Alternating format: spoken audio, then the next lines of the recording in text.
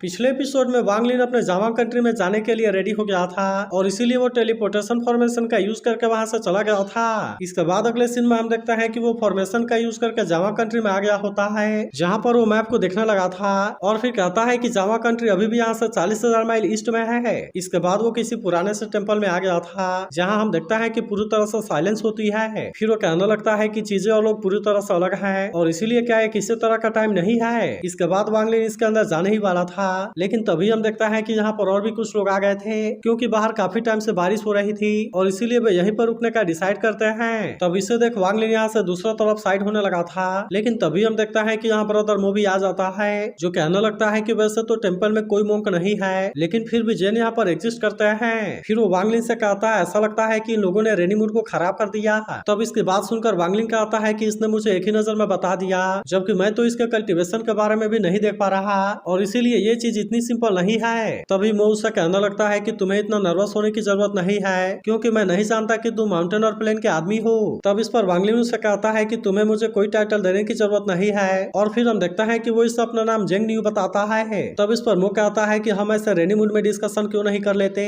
और अब इसीलिए वो इससे पूछता है कि तुम्हारा क्या विचार है। फिर वो कहने लगता है कि तुम तो बहुत ही अमेजिंग हो और अगर तुमने इसे सही से पढ़ लिया तो फिर इसका मतलब है कि आर्टिस्टिक कंसेप्शन सोल के लेवल में पहुंच गई है। मगर वहीं हम देखता है कि वांग लिन इसके बारे में कुछ नहीं बोलता, जबकि वह आदमी कहता है कि ये डेड सोल क्या है। अब इसीलिए वो मो से कहता है कि तुम तो पागल हो गए हो। तभी मो इस पर गुस्सा होते हुए कहता है कि तुम्हारे वर्ड्स बहुत ही इंटरेस्टिंग है, लेकिन फिर भी तुम्हें इसे सही से यूज करना चाहिए, क्योंकि अगर कोई क्रेजी नहीं होता तो फिर इस तरह से हेवन के मेथड के बारे में समझ पाना बहुत ही मुश्किल होता। फिर वो कहने लगता है कि अगर कोई क्रेजी नहीं होता तो फिर इमोर्टलिटी के मैजिक को कौन खोजता। वहीं अब इसकी ऐसी बात सुनकर वे आदमी भी काफी हैरान हो गए होते हैं, लेकिन फिर भी हम देखता है कि उनको इसके बातों से कोई मतलब नहीं होता और फिर वे कहता है कि हम तो इसके बारे में एक वर्ड भी नहीं समझ सके। तभी वो वांग लिन से पूछता है कि क्या तुमने इसके बारे में समझा, जिसके बाद वांग लिन कहता है कि वैसे तो मैं चार मिस्ट्री के बारे में नहीं समझ सका, लेकिन फिर भी मुझे लगता है कि क्रेजी को सही तरीके से यूज नहीं किया जा रहा और इसीलिए क्रेजी को यूज करना बेटर है। तब इसकी ऐसी बात सुनकर मो इससे काफी इंप्रेस हो गया था और फिर कहता है कि अगर मेरे जनरेशन के लोग क्रेजी थॉट का यूज नहीं करते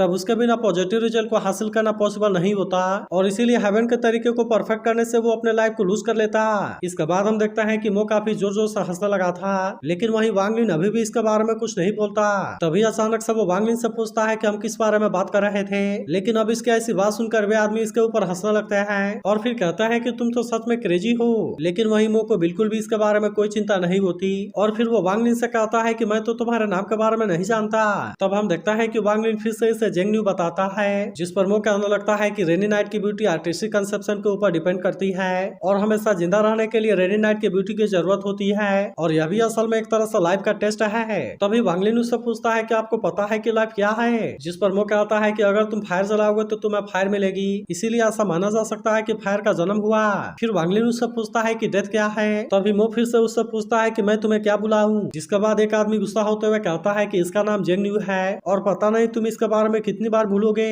तभी मो कहता है कि मुझे इसके बारे में याद आ गया और फिर बताने लगता है कि जब मैंने हेवन के तरीके को रियलाइज किया था तो फिर मुझे केवल इतना याद है कि कोल माइन और ज्यादा खराब हो रही है और फिर हम देखता है कि वो वांग लिन को ग्रीट करता है। तब इसे देख वांग लिन भी इसे ग्रीट करता है, मगर वहीं अब हम देखता है कि मो को इसके बारे में कोई चिंता नहीं होती और अब इसीलिए उसने अपना आर्टिस्टिक कंसेप्शन को इसके सामने एक्टिवेट कर लिया था। तब इस पर वांग लिन उससे कहता है कि आपने अपना आर्टिस्टिक कंसेप्शन को बाहर निकाल लिया और इसीलिए क्या आपको डर नहीं है कि मैं आपको इसके लिए मार दूंगा, जिसके बाद मो कहता है कि तुम ऐसा क्यों करोगे, क्योंकि तुम तो पहले से इतना हाई लेवल में हो और इसीलिए तुम मेरे इस छोटे सा आर्टिस्टिक कंसेप्शन के लिए क्या करोगे। जिसके बाद वांग लिन कहता है कि आपको ऐसा नहीं सोचना चाहिए, क्योंकि मजबूत और कमजोर जैसी कोई आर्टिस्टिक कंसेप्शन नहीं होती। जिसके बाद मो कहता है आर्टिस्टिक कंसेप्शन भले ही मजबूत या कमजोर नहीं होती, लेकिन फिर भी इसमें हाई और लो लेवल है और आर्टिस्टिक कंसेप्शन को हासिल करने का केवल दो तरीका है। फिर वो बताने लगता है कि पहला तरीका है दूसरे लोगों के आर्टिस्टिक कंसेप्शन को चुरा लेना, जबकि दूसरा तरीका है हेवन के तरीके का यूज करके अपने खुद का आर्टिस्टिक कंसेप्शन को रियलाइज करना। इसके बाद वो कहता है कि दोनों भले इनकारनेट हो सकते हैं, लेकिन फिर भी इनके रियल में बहुत बड़ा डिफरेंस होता है। लेकिन फिर भी असल में अपना आर्टिस्टिक कंसेप्शन को रियलाइज करना इतना आसान बात नहीं है और ऐसा कर पाने वाले यहाँ पर बहुत ही कम लोग हैं। इसके बाद वो कहता है कि केवल ग्रेट गॉड ही ऐसा कर सकते हैं और मुझे लगता है कि तुम बहुत अलग हो। फिर हम देखता है कि उसने अपना आर्टिस्टिक कंसेप्शन को छुपा लिया था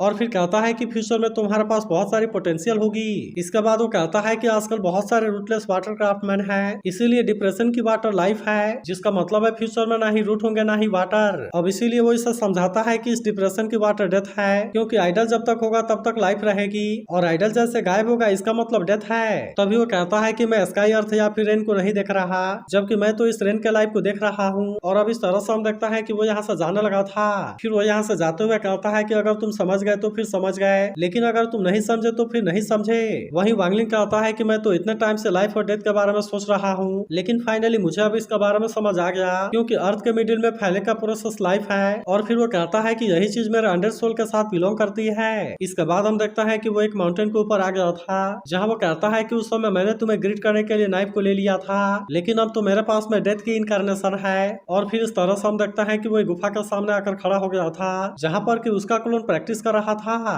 तभी पता चलता है कि डार्क साइड परेशानी में आने वाला है और वहीं अब उसके आसपास में बहुत सारी पावर जनरेट होने लगी थी। जिसके बाद वो कहता है कि अगर मैं आराम से ट्रांसफॉर्म होना चाहता हूँ तो फिर इसके लिए मुझे दोनों को अलग करना होगा। इसके बाद वो कहता है कि जब तक मैं अपने स्किल को हासिल नहीं कर लेता तब तक मेरा क्लोन केवल कुछ टाइम के लिए फ्यूज हो सकता है। अब इसीलिए हम देखता है कि दोनों बॉडी इसमें से अलग हो जाती है और फिर वो कहता है कि कल्टीवेशन करने के लिए दोनों का अलग होना अच्छा है। इसके बाद वो कहता है कि क्लोन प्रैक्टिस इनेटनेस का पाथ लेगी और इस तरह से वो एंशिएंट गॉड के तरीके को कल्टीवेट करेगी। मगर वहीं हम देखता है कि ये चीज वांगलिन के लिए अर्जेंट होती है, इसीलिए वो इसमें अपने पावर का भी यूज करने के लिए रेडी हो गया था और फिर कहता है कि मैं इसमें तुम्हारी हेल्प करूंगा। तभी हम देखता है कि इसमें कोई पावर जनरेट होने लगती है और वहीं अब इसके अंदर कोई चीज टूट गई थी, लेकिन अभी भी हम देखता है कि वो इसके सामने इतना आसानी से हार मानने वाला नहीं होता और कहता है कि तुम इसे इसी तरह से कंटिन्यू करो। तब यह सुनकर वांगलिन भी इसके लिए रेडी हो गया था और फिर हम देखता है कि वो इस पर अपना और ज्यादा पावर का यूज करना शुरू कर देता है। लेकिन हम देखता है कि ये प्रोसेस असल में इतनी आसान नहीं होती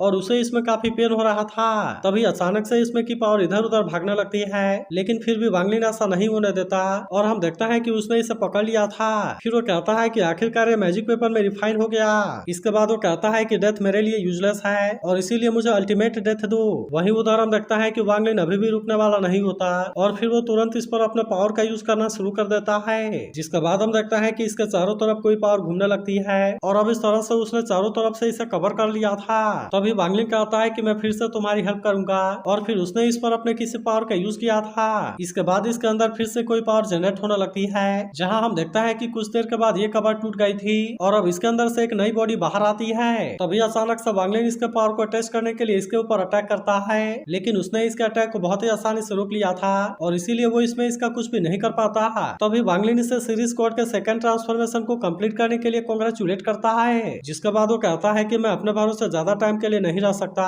क्योंकि अगर किसी ने पता लगा लिया कि मैं गॉड के पाथ को प्रैक्टिस कर रहा हूँ तो फिर इसके वजह से बहुत बड़ी तबाही आ जाएगी। अब इसीलिए वो इससे कहता है कि मैं धरती में डूब जाऊंगा और इस तरह से प्लेनेट के सेंटर के टेस्ट को एक्सपीरियंस करूंगा। वहीं हम देखता है कि वांगलिन भी इसके लिए मान गया था, जबकि क्लोन कहता है कि अकेला होना इतना आसान बात नहीं है, लेकिन अब वो यहाँ पर कोई ज्यादा देरी नहीं करता और फिर हम देखता है कि वो यहाँ से सीधे अंदर की तरफ चला गया था। लेकिन वहीं अब हम देखता है कि वांगलिन को इसके बारे में कोई चिंता नहीं होती और वो अपने इनकारनेशन को प्रैक्टिस करने के लिए रेडी हो गया था। लेकिन अब ऐसा करने की वजह से इसमें से बहुत सारी पावर बाहर आने लगती है, जबकि वहीं अब इसे देख सभी पूरी तरह से हैरान हो गए थे, क्योंकि अब इसका पावर की वजह से यहाँ बहुत सारे चेंजेस होने लगे थे। वहीं उधर सीनियर और उसके स्टूडेंट भी इस बात से काफी हैरान हो गए थे और फिर वे अपने मास्टर से पूछते हैं कि अचानक से मौसम कैसे चेंज हो गया। लेकिन वही वांगलिन को किसी भी चीज के बारे में कोई चिंता नहीं होती, इसीलिए वो फिर से प्रैक्टिस करना शुरू कर देता है, जहाँ हम देखता है कि वो पावर फिर से जनरेट होने लगी थी। लेकिन वही सीनियर अब इस बात से काफी हैरान हो गया था और फिर कहता है कि यहाँ पर तो कोई अपना अवतार में है। इसके बाद वे सभी इसके बारे में पता लगाने के लिए वहाँ पर आ जाते हैं और फिर वे हैरान होता है कि आखिरकार यहाँ पर कौन इनकारनेट हो रहा है। जिस पर सीनियर कहता है कि उसका जरूर ही जावांगुओ से कुछ लेना देना है, क्योंकि ऐसा कहा जाता है कि जब कोई गॉड बनता है तब उसकी स्पिरिचुअल पावर केवल उसके लिए ही फायदेमंद नहीं होती, बल्कि ये उसके आसपास के सारे मॉर्टल्स के लिए भी फायदेमंद होती है। इसके बाद हम देखता है कि वे सभी तुरंत उसे ग्रीट करने के लिए रेडी हो गए थे और अब इस तरह से हम देखता है कि वे इसके सामने घुटने टेक देते हैं। तभी वांगलिन कहने लगता है कि आखिरकार इमोर्टलिटी को कल्टीवेट करना क्या है, क्योंकि मॉर्टल तो स्पिरिचुअल पावर को निगलने के बारे में सीखते हैं, जबकि ट्रांसफॉर्मेशन वाली बॉडी एक कंटेनर में हो जाती है और इस तरह से वो अपने होस्ट को कंप्लीट कर लेती है। लेकिन इसके बाद हम देखता है कि उसका बॉडी से बहुत सारी स्पिरिचुअल पावर निकलने लगती है, जो कि बाकी सभी लोगों के अंदर भी जाने लगी थी। तभी वो कहने लगता है कि मैं तो आसमान के साथ में भी फाइट करने के लिए क्वालिफाई हूँ, लेकिन अगर इसके बाद भी मैं हेवन को हराने के तरीके के बारे में खोजना चाहता हूँ तो भी मुझे अपने स्वॉर्ड को प्रैक्टिस करने के लिए एक मैजिक वेपन की जरूरत होगी, क्योंकि इस तरह से ईगल बॉडी हेवन के तरीके को रियलाइज कर लेगी और फिर इस तरह से वो सोल में वापस चली जाएगी। इसके बाद वो कहता है कि हेवन और अर्थ के पावर का यूज करके हेवन ड्रैगन के खिलाफ में फाइट करना होगा और फिर इस तरह से फैंटेसी वर्ल्ड का जन्म होगा। तभी सीनियर के अंदर लगता है कि असुर तो इमोर्टल है और फिजिकल बॉडी के एटर्नल इनकार्नेशन भी सक्सेसफुल हो गई। जिसके बाद हम देखता है कि सभी तुरंत इसका सामने ग्रीट करते हैं। वहीं हम देखता है कि वांग ली जैसे एक बर्ड को टच करता है वो बर्ड बहुत ही शानदार तरीके से ट्रांसफॉर्म हो जाती है। इसके बाद वो कहता है कि मुझे जिस रिम के बारे में मेंशन किया था फाइनली मैं उसके बारे में समझ गया। तभी हम देखता है कि इनकार्नेशन इसके बॉडी में आ जाती है जिसका वजह से इसमें से बहुत सारी स्पिरिचुअल पावर रिलीज होने लगी थी और इसीलिए ये पावर जहाँ तक भी जाती है वह जगह पूरी तरह से चेंज हो जाती है। लेकिन वही अब इनकार्नेशन की पावर इसके बॉडी में पूरी तरह से मर्ज हो गई थी, इसीलिए वांग ली अब इनके सामने आ गया था। तभी वो सीनियर उससे कहता है कि मैं जावा किंगडम का मेंबर हूँ, इसीलिए मैं चाहता हूँ कि आप यहाँ पर 100 सालों के लिए रह सकते हैं ताकि इस तरह से हम जावा कंट्री को लेवल 4 वाला कल्टीवेशन कंट्री बना सके, क्योंकि उसके बाद हम बाहरी अटैक को बहुत ही आसानी से रोक सकते हैं। लेकिन वही हम देखता है कि वांग ली ने कुछ क्रिस्टल बाहर निकाल लिया था और फिर वो इसे एक लड़के के बॉडी में डाल देता है। जिसके बाद वो लड़का इस बात से काफी हैरान हो गया था और फिर कहता है कि मेरी मेरिडियन तो ट्रांसपेरेंट हो गई। तभी वांग ली उससे कहता है कि यहाँ पर तुम्हें आए 40 साल हुआ है, इसलिए अगर तुम लेटर स्टेज में भी हो तो ये बहुत ही अच्छी बात है। जिसके बाद वो लड़का हैरान होते हुए पूछता है कि आप कौन है। तभी अचानक से उससे अपना पास्ट लाइफ की मेमोरी याद आने लगती है, लेकिन फिर भी हम देखते हैं कि उसे इसके बारे में ज्यादा कुछ समझ में नहीं आता। जिसके बाद वांग ली उससे कहता है कि जब तुम नेशन सोल स्टेज में पहुंच जाओगे तब उसके बाद तुम्हें अपना पास्ट लाइफ की सारी मेमोरी याद आ जाएगी, लेकिन अगर तुम इस टाइम के एटीट्यूड के बारे में जानते हो तब ये चीज असल में तुम्हारे लिए पेन होगा। इसके बाद वो इनसे कहता है कि मैं यहाँ पर सेटल नहीं हो सकता, लेकिन मैंने 10 और सीट को यहाँ के 10 लोगों के अंदर लगा दिया है, इसलिए अगर किसी ने इसके रीजन के बारे में पता लगा लिया तो फिर मैं बाद में इसे ट्राई करने का सोचूंगा। लेकिन तभी हम देखता है कि उसने अपने पावर से यहाँ के माउंटेन पर स्टैचू लगा दिया था जो कि सेम लेवल के कल्टीवेटर का अटैक से इनको बचाएगी। जिसके बाद हम देखता है कि वे सभी इसके लिए इसे थैंक यू कहते हैं। वहीं वांग लिन अब यहाँ से आगे जाने के लिए रेडी हो गया था जहाँ पर वो सभी पिछले बातों के बारे में याद कर रहा होता है। इसके बाद वो किसी चीज के बारे में बात करते हुए कहता है कि वो चीज वहीं पर होगी और फिर हम देखता है कि वो अपने पावर का यूज करके इसके बारे में देखता है जहाँ पर उसे इसके अंदर कोई चीज दिखाई देती है। अब इसीलिए हम देखता है कि वो इसे लेने के लिए आ गया था जहाँ पर कि कुछ सोल पहले से इसे एब्जॉर्ब कर रहे होते हैं, लेकिन तभी वांग लिन अपने पावर का यूज करके इसे ज्वाइन कर देता है और अब इसीलिए हम देखता है कि वे सोल इसके ऊपर अटैक करने के लिए आने लगे थे, लेकिन तभी वांग लिन ने इस पर अपने पावर का यूज कर दिया था जहाँ हम देखता है कि अब वो इसके कंट्रोल में हो जाती है और अब इसीलिए वो सोल बाकी सोल पर अटैक करके उनको मारने लगती है। तभी इसी बीच हम देखता है कि वांग लिन अपने इनकार्नेशन वाले पावर का भी यूज करने के लिए रेडी हो गया था जहाँ पर अब इसके सामने कोई भी कुछ नहीं कर पाता और वांग लिन जैसे इनको टच करता है इनकी पावर इसके बॉडी में आ जाती है। वहीं वांग लिन अब उस चीज को ले लिया था और फिर वो कहता है कि इस गॉड ट्रांसफॉर्मिंग मशीन की टेलीपोर्टेशन टेक्निक टेलीपोर्टेशन से भी ज्यादा अच्छी है। इसके बाद हम देखता है कि वो अपने घर पर आ गया था जहाँ वो अपने पेरेंट्स को याद करके कहने लगता है कि मैं तो अब ट्रांसफॉर्म हो गया, इसीलिए मुझे अब केवल ब्रेक थ्रू करने का इंतजार है। जिसके बाद मैं सीनियर सीती को भी जगाऊंगा क्योंकि हो सकता है कि उनके पास आपको फिर से जिंदा करने का कोई तरीका हो, लेकिन इसके बाद भी हम देखता है कि इसमें से ब्रेक थ्रू कर पाना इतना आसान नहीं है क्योंकि बहुत ही रेयर वाले ईस्टर्न एलेक्सिर के अलावा इमोर्टल स्पिरिट इकलौता रास्ता है। फिर वो कहता है कि इस बार जैसे ही फेरीलैंड का रास्ता ओपन होगा तब उसके बाद बाकी कल्टीवेटर भी इसके लिए जाने के लिए रेडी है और इसीलिए इस बार जरूर ही बहुत खतरनाक बैटल होगी। तो अगर एक्सप्लेनेशन अच्छी लगी हो तो इस वीडियो को लाइक और इस पर एक कमेंट जरूर कर देना और अगर आप इसके अगले एपिसोड के लिए एक्साइटेड हो तो इसके बारे में जरूर बताना।